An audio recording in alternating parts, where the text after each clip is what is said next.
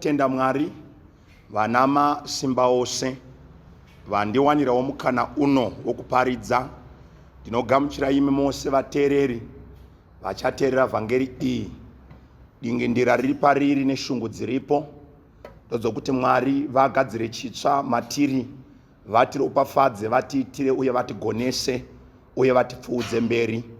Regai ndisvikire vadikani pandinoverengesa nyaya iri pano ine chekuita naMwari vari kudaidza vanhu kuti vauye kuumambo hwavo.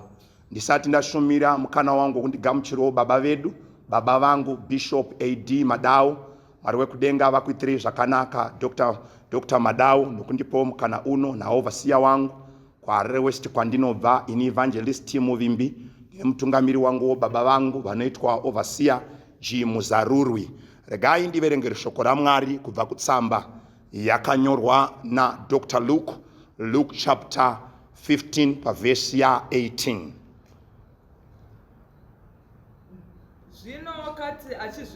Zvino akati achizvifunga akati maari iye varanda vazhinji sei vababa vangu vane zvekudya zvakawandisa, asi ini ndofa pano nenzara. Mundangariro dzake ndomaakati ndichasimuka ndoenda kuna baba. Ndonoti kuna baba vangu, baba ndatadzira kudengana pamberi penyu, handichakodzeri kuti ndinzi mwanakomana wenyu, chindiitai hangu mumwe wevaranda venyu. Akasimuka akaenda kuna baba vake. Akati achiri kure baba vake vakamuona, vakamunzwira tsitsi, vakamhanya. Ndibaba vakumhanya, ndokumufungatira, ndokumusveta. Ndinotenda Mwari, Mwari ngavakudzwe. Nyaya yandoda kushumira mangwanani ano inyaya ine chekuita nekudzoka kuna baba, inyaya ine chekuita nekudzoka kuna Mwari wako, inyaya ine chekuita nokuziva nzira ingakuponese pawasvika apa. Dai kwankuru kumwe kutaura ndaiti tasarudzo ingakuponese. Sarudzo ingakuponese ndeipi? Ndo sarudzo yekucherechedza kuti pandakamira apa ndipo chaipo here, kana kuti pane pamwe pandogona kunomira padombo rinani rinonzi Jesu Kristu weNazareta. Nyaya yandinayo mangwanani ano ine musoro wekuti baba vakangorinda nzira. Pano ndashamisika kwazvo ndichiverengesa shoko raMwari uye nepandakamboriverengawo kuti baba mwana paari kuita maprocesses esaya ekuti akamboenda nepfuma, pfuma ikanopera, akamboita zvese akawana shamwari, shamwari dzikamuramba, shamwari dzikamutiza, akasvika pakuti oda kutofa nenzara, unoda kudya nechikafu chenguruve, asi akashaya neangamupe. Ikoko kwese hakuna nyaya. Nyaya yangu inongonotangira paanoti ndoda kudzokera kumba kwababa vangu, but asati atanga kuda kudzokera kumba kwababa, inyaya yakatanga mundangariro dzake yandinofunga kuti kunosa ari kunditeerera. Pane paunomborota hope dzinoita sedzinokunongedzera kuti ida Mwari, pane paunomboita seunofunga, paunofunga kuti zviri nandidzokere kuna Mwari, handiwo uri kufunga pfungwa iyoyo. Pane chababa chavakaisa mauri chiri kukudaidza kuti udzoke. Hatiuye kuna Mwari tega, tinouya kuna Mwari nekuti atendera. Kana achinge afunga nezvedu, anoisa masituations. Kumwe kupera kwezvekudya uko ndiMwari ari kutidaidza, kumwe kupera kwemabasa uko ndiMwari ari kutidaidza. Kunyange tiine zvese asi tiri kushaya rugare, ndiMwari vari kutidaidza. Nekuti kana Mwari vafunga nezvemunhu, vanoshandisa zvakare macircumstances namasituations kuti munhu auye vane padhuze nawo. Ndinorangarira muupenyu hwaJosefa vanoshandisa masituations kuti Josefa atende kuna Mwari, aregedze kutenda murudo rwababa vake Jakobho rinopera. Muupenyu hwemurume anonzi Mozisa vanomuendesa kure navanhu kuti vamudzise zvaanoda. Ndorevei mangwananano?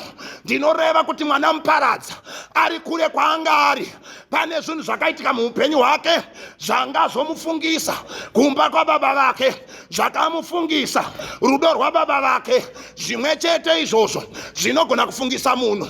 Rudo rwababa vake zvinogona kuita kuti umwe munhu aite benzi. Kuva nherera kwakaita kuti vamwe vave pfambi. Kushaya kubhadharwa fees kwakaita kuti vamwe vapute mutoriro.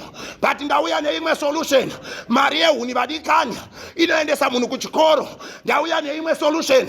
Mari yehumedhi vadikanya inoendesa munhu kuchikoro. Mwana muparadza ari kure kwaari, ane pfungwa yaakafunga kwete yekuzviparadza asi yokuzvivaka. Kune pfungwa inombouya mauri yokuzvivaka, usaiignowe. Pane pfungwa yauya mupfungwa dzemwana muparadza. Ndinotenda baba vanga vakainvesta, ndofunga musi wavakatopa pfuma vakangoti pfuma ndiri kupa asi uya anodzoka, pfuma ndiri kupa asi uya ane zvaakadzidza zvekuti zvikamuomera achadzoka. Nekuti scripture inoti train up a child in the way that he should grow so that when he grows old he won't depart. Pano tine nyaya yemwana anga akatrenwa, pano tine nyaya yemwana anga akadzidziswa zvaoma zvarwadza, anofunga kudzokera kuna baba vake. Anoti kana ndadzokera ndichanova muranda. Vangani vakauya kuna She vari kubvuma kumushandira, vangani vakanzwa nezvevhangeri vakaritenda. Pano ndafara nekuda kwemwana muparadza. Anoti kana ndadzokera kumba kwababa ndichanokumbira ruregerero. Hakuna relationship inotanga pasina kanganwiro. Hakuna relationship inotanga naJehovha usina kureurura. Kana bhaibheri raparidzwa, vhangeri yasvika, mweya mutsvena atendera, kuna anofanira kubvunza ndoitei kuti ndiponeswe. Ndatopinda pana Nikodhimasi, ndatopinda pakuponeswa kwangu. Ndiri kutaura neumwe munhu ari kwachenda mbuya. Ndiri kutaura neumwe munhu ari kuzvishavane masituations ose akamuka muupenyu hwako. NdiJehovha aikudaidza. Nguva yakwana yekuti udzokere kumba kuna baba rako. Now pandonyanya kufarira akafunga, kureva kuti kufunga ibasa.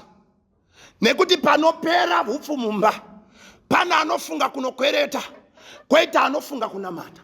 Panopera zvinhu muupenyu pana anomhanyira kuna Mwari naanomhanyira kuvanhu. Nekuti scripture inodzoka yotaura zvakanaka. David unoti kana moyo wangu uchinge waziya varume, musandiperekedze kungoro dzina mabhiza, musandiperekedze kuvanhu, asi ndiperekedzei kudombo rakakwirira kundidarika. Ndiri kutaura nevamwe amai vane mwana anetsa nemutoriro. Ndiri kutaura nevamwe baba vane basa ranetsa. Wambomuedza here Mwari? Wamboenda kwaari here? Ukaenda kwaari, handi wewe kutanga kwakamboenda Jabhesi vakamurangarira, ukamhanyira kwavari. Ibako rerutiziro havakusiye wakadaro. Mapisarema 166 David unoti ndinoda Mwari nokuti anonzwa izwi rangu. Vadikani, vadikani, kuna Mwari anonzwa izwi, kuna Mwari anofana agadzira, kuna Mwari akagadzira ramangwana rako iwewe. Ndinhasi wauri mumadhaga asi unosumudza marombe kubva muguruva oagadza nemachinda.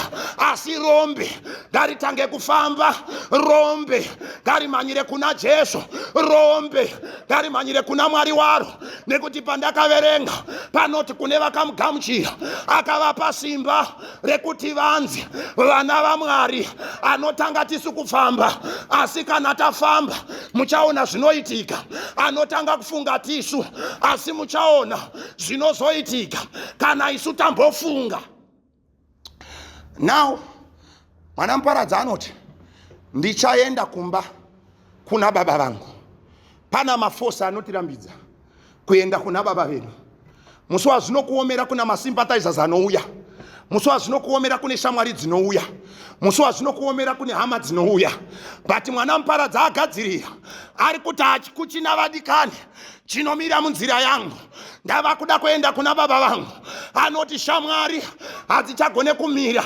David woti akaropafadzwa asingagare paungano yavadadi kana vanopangana zvisina musoro. Mwana muparadzi wafanana naDhavhidhi, uchida kunorwa naGoriata unoramba kudziviswa, nemukoma wake anoramba kudziviswa namambo. Pane zvawakanzi naMwari uite muupenyu, usatarire pavanhu, tarira pana Jesu. Usatarire pamazwi avanhu, mazwi haagone kukubatsira. Chinogona kukubatsira kutaura kwaMwari. Mwana muparadzi unonzi akabva atanga kuenda kumba kwababa vake, ane package yekukumbira ruregerero, azvipa position yekuti kandasvika kumba kwababa ndichava mushandi, azvipa position yekuti andava kunoda kumba kwababa isecurity. Makorokoto mwana muparadzi ari munzira yekufamba kune umwe mudhara andishamisa, anonzi mudhara anga akagara mupalasa, mune umwe mwana arimo mudhara anga ari mupalasa mune zvinonakidza, but meso ake anga akarinda nzira. Nai baba, sei meso akarinda nzira?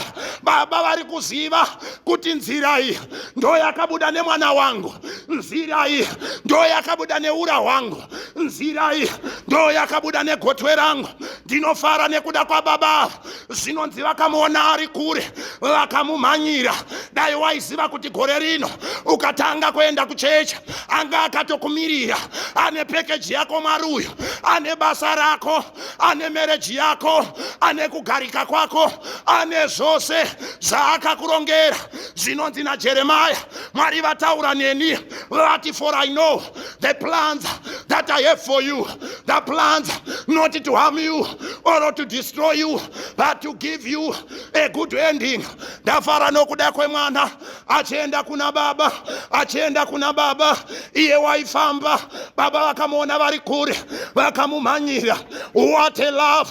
Akauya panyika kuzodzikinura iwe neni, akaona taparara nekuti tsamba inoti, for all men have sinned and fall short of the glory of God. As a result, God demonstrated love through the death of Jesus Christ. Baba vamuona achuya, vakamumhanyira, vamumhanyira ndokumumbundira, vamumbundira ndokumutanga kumutsoda. Vapedza kumutsoda vakataura nevashandi, vashandi vakasara votera. Baba vatosvika kare, zvikanzi mwana wangu ngaageze, mupfekedzei hembe dzakanaka, ngaapfeke ringi. Kuna Mwari vadikani, kune zvese chiri kutsvakwa chete mwoyo wedu kuti udzoke kwaari. Ndo panonzi neshoko, seek the kingdom of God and all things will be added unto you.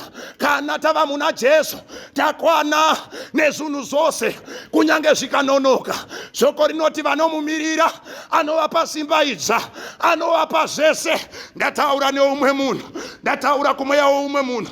Dzoka kuna baba vane package yako, dzoka kuna baba vane size yako, dzoka kuna baba vane ropafadzo yako, dzoka kuna baba vane rutano newe, dzoka kuna baba vane kuponeswa kwako, vane security yako. Haugere bvudzi wakarara ukatsvaga basa unoriwana, nekuti hakuna ari muna Jehovha anonyadziswa. Psalms 37 pa35. Mwari akuropafadzei, Mwari akuitirei zvakanaka, Mwari akukundise imo mugore rino. Ngaisvike pandinonamata Baba nekuda kwamazuva aya amandituma nawo. Rangarire hama dzangu gore rino tese timhanye nange mutange yekuuya kwamuri tiponeswe. Muzita raJesu ndinotenda. Amen.